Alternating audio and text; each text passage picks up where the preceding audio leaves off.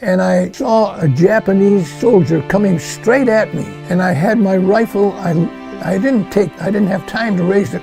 I fired from the hip, and I hit him twice, and he dropped right in front of me, dropped dead. And I walked over and took a look at him. This is the first time that I ever did that. He looked like he was about 14 or 15 years old. The Japanese were running out of soldiers because they were losing the battles every place they went. So I looked down and I saw this young kid, and I started to cry because I knew that he was too young. And why was he in the infantry? So I sat down and cried. And I wasn't the only one. There were other soldiers, and they were feeling the same thing. But I was the only one that shot this young kid. All the years that I've been home since the war, this is still on my mind. I could see this boy's face.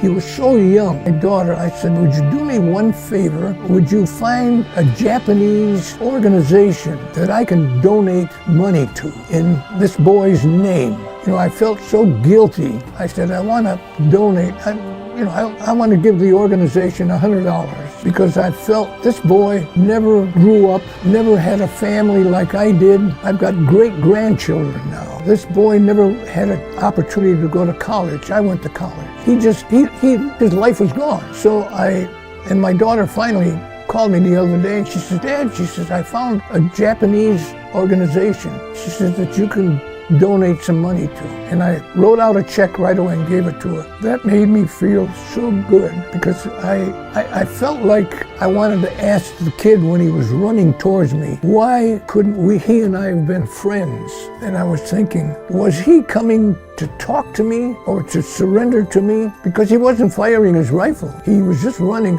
and that scared me. My first reaction was to pull the trigger on my rifle and kill him, and I did. I've lived with that for 80 years. I see that boy's face every once in a while.